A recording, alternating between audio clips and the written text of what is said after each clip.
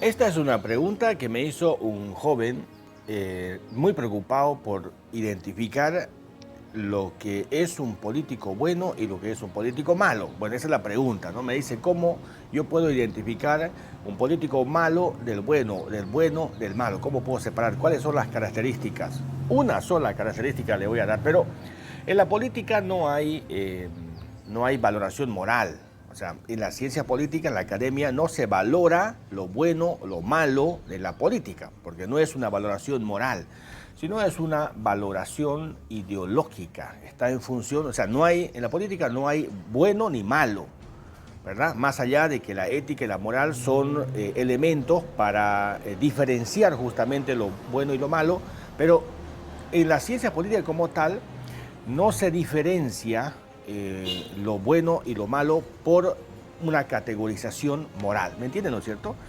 Bueno, pero en este caso, porque se trata de explicar este tema, yo voy a usar, violando esa norma, voy a usar justamente esta palabra ética, moral, en el sentido de lo bueno y lo malo, para que la gente pueda comprender acerca de la diferencia entre el político, digamos, verdadero y falso, que sería lo correcto. Bueno, pero a ver, el político bueno es aquel que tiene un proyecto, aquel que tiene una razón, digamos, que le motiva, una razón estructurada que lo motiva a tomar el poder. Porque el poder es para ejercerlo. Y el político busca el poder, es como el cirujano que busca operar, digamos, es como el periodista que busca escribir, que busca hablar, que busca influir, es decir, lo mismo. El político busca tener el poder y ejercer el poder, todo político, absolutamente todo político. Ahora, ¿para qué quiere ejercer el poder? Esa es la pregunta. El político bueno va a ejercer el poder para digamos, ejecutar un proyecto. Y supuestamente, teóricamente, ese proyecto beneficia a la sociedad. O sea, vamos a suponer que es así, ¿no es cierto? Ese es el político bueno. El político malo no tiene nada. Quiere el poder para beneficio propio, para provecho propio. Su impulso es obtener el poder para enriquecerse, para ascender, porque hay gente que cree que, bueno, no es que cree, sino que está demostrado la candidatura de Rojas, ¿no? Hemos leído eso en el colegio, por ejemplo, es un retrato muy fiel acerca de la gente que desea ascender en el poder, que ve que digamos, la política es una posibilidad de movilidad social, ¿cierto? Bueno, pero entonces la diferencia entre el político bueno y el malo, hablando en términos morales, es que el político bueno tiene un proyecto de sociedad, un proyecto de municipio, un proyecto de región, un proyecto de departamento. Ese es el político bueno. Es el político verdadero, que sería el correcto término en la política. El político falso, el que no es político en realidad, es el político que no tiene nada en la mano, que es demagogo, que es mentiroso, que es charlatán, que es un vendehumo, qué sé yo. Entonces, ese político lo que quiere es llegar al poder para aprovecharse del mismo, para enriquecerse, para beneficio personal, más allá de que quizás no quiera plata, digamos, ¿no? No quiera coima, sino que quiere es prestigio social, quiere reconocimiento, como Max Weber dice. Weber explica esto justamente. O sea, lo que estoy diciendo no es un tema que para Juan se le iluminó, que no, Max Weber explica detalladamente en la política como profesión, el famoso libro, ensayo sobre unas cavilaciones. Weber nunca ha escrito un libro de manera sistemática. Uno encuentra, o sea, gracias a Dios su esposa ha logrado compilar todos sus manuscritos y gracias a Dios su esposa no ha quemado los manuscritos de Weber. Y eso ha logrado recuperar mucho pensamiento, aunque en algunos casos contradictorios, pero nos sirvió de mucho para entender la política y para entender la sociología, para entender el fenómeno de los cambios que se producen en la sociedad y sobre todo el uso del empirismo, de la abstracción para entender esto del movimiento de la sociedad. Bueno, pero Weber explica eso, que hay políticos que su motivación es el servicio público. Y para servir públicamente uno tiene que ser competente, ¿verdad? Es decir, nadie sirve si no es competente, claro, ¿no? Por ejemplo, si a mí me ponen para arreglar un motor de una camioneta, yo soy incompetente si no conozco. Para mí no es mi área de conocimiento y de experiencia. Entonces yo no puedo ser competente, o sea, no soy útil, soy un perjuicio más bien. Entonces, para ser útil, uno tiene que ser competente, necesariamente. Es algo imprescindible. Entonces, para servir a la sociedad tiene que ser competente. Eso dice Max Weber. Segundo, dice Max Weber, otros buscan el reconocimiento social. Es decir, simplemente es una cuestión de ego. Quieren tener la banda, el cetro, quieren que la gente se le incline, quieren el señor alcalde municipal, señor ejecutivo, señor gobernador, señor presidente, señor diputado. Yo quiero ser diputado. ¿Por qué? Porque quiero ser diputado, como la candidatura de Rojas. Bueno, entonces, se diferencia entre... y el otro hay el de vocación, ¿no? También Weber. Bueno, yo les recomiendo que lean el libro para que ustedes tengan una idea completa acerca de lo que estoy hablando. Entonces, este es un elemento fundamental, queridos amigos, para el amigo que me ha preguntado esto.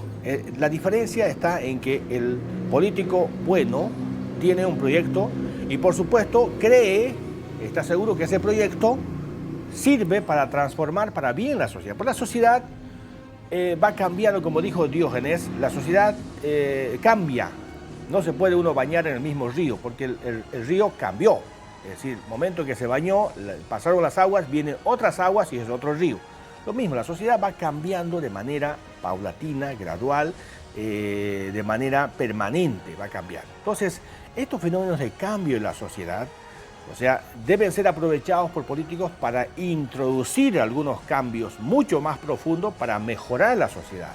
La sociedad hasta ahora ha mejorado en su calidad de vida, en su calidad de producción, en su calidad humana, ha mejorado gracias a esos cambios que se han introducido y se han impulsado desde grupos muy pequeños, muy reducidos, de intelectuales, personalidades. Entonces, el político bueno es aquel que tiene un proyecto en la mano e introduce. La historia también, no quiero extenderme mucho, pero la historia también ha demostrado que cuando hay un grupo que tiene un proyecto de sociedad, las cosas cambian para bien. Por ejemplo, la Revolución Gloriosa. Hay un libro que quiero comprar que está, son 7 tomos, imagínense esta joya, y ayer me he enterado recién de este libro, quiero comprarlo, pero dice que cuesta un poquito caro, estaba revisando en Amazon, está un poquito costoso y además solamente hay en inglés este libro. Es sobre, no recuerdo el apellido del historiador, es un famoso historiador inglés que ha hecho una recopilación detallada acerca de la historia de la Revolución Gloriosa. 7 tomos, me imagino que hay una documentación extraordinaria. Y estaba escuchando a un conferencista que lo mencionó y él dice que es una joya ese libro, esos tomos. Entonces, son 7 tomos acerca de la historia. La Revolución Gloriosa, o la Revolución inglesa como se conoce, no la industrial, sino la inglesa, más 1688.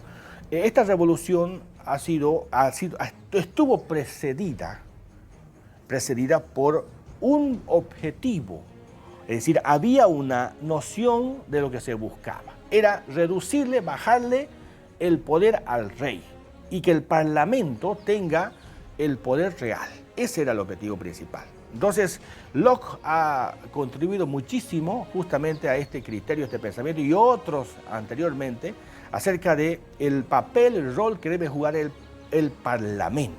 A partir de ahí, con la crisis de los estuardos, por ejemplo, ha comenzado un cambio muy profundo en la política parlamentaria y ahí nace un elemento importante acerca del parlamentarismo. Bueno, y la democracia, la república y todo ello. Pero esa revolución tuvo éxito, por eso se dice gloriosa, justamente porque hubo un proyecto de por medio. No fue un movimiento que se dio así de manera desordenada, ¿no? Un mare magnum que apareció ahí popular. No fue así. Había un propósito detrás de eso, y un propósito bien estructurado. Ahora, en la Revolución Francesa, ¿qué pasó con la Revolución Francesa? La Revolución Francesa fue un fracaso justamente por todo lo contrario. O sea, fue una generación espontánea que la población se ha movilizado y de pronto terminó en un hecho que se descontroló completamente y terminó en manos de Napoleón. O sea, como dice el chaqueño, para peor la mejoría. Hemos comenzado con una supuesta intención, buena intención, pero no había un proyecto detrás de eso y esa buena intención terminó un desastre, terminó en manos de Napoleón. Bueno, después otra vez tuvo que reencauzarse y ustedes conocen muy bien la historia. La Revolución Americana, en cambio, fue una revolución también exitosa porque detrás de la revolución había un proyecto que era la independencia de los Estados Unidos y la constitución de un gran Estado, de un conglomerado de estados, que eran las colonias, que eran independientes, y formar un gran Estado. Ese era el objetivo mayor que buscaban los padres fundadores de los Estados Unidos, a la cabeza de Madison, Jefferson, Hamilton, Adams, Franklin, ¿verdad? Washington, bueno, Washington no, fue un militar, digamos, un hombre querido, apreciado, un buen militar, pero no era el hombre componente de la parte ideológica, como Jefferson, como Madison, como Adams, por ejemplo, ¿no? Como Hamilton, la parte económica, o sea, la estructura de Hamilton tiene mucho que ver en el tema. Bueno, pero ese es otro tema. Pero había un proyecto, es decir, un proyecto detrás de eso. Entonces, los políticos buenos, los políticos verdaderos, son aquellos que tienen un proyecto de sociedad.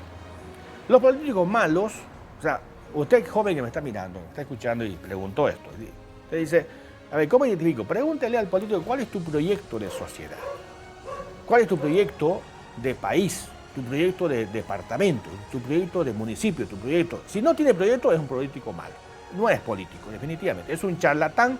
Es un aventurero que está buscando beneficios personales, no busca transformar la sociedad, no busca aportar a la sociedad. Entonces, esa es la gran diferencia entre un político bueno y un político malo, el que tenga un proyecto de sociedad. Eso es elemental y es una diferencia realmente muy marcada en la cual se nota muy claramente y se puede identificar de manera muy precisa a aquel que posee o no posee.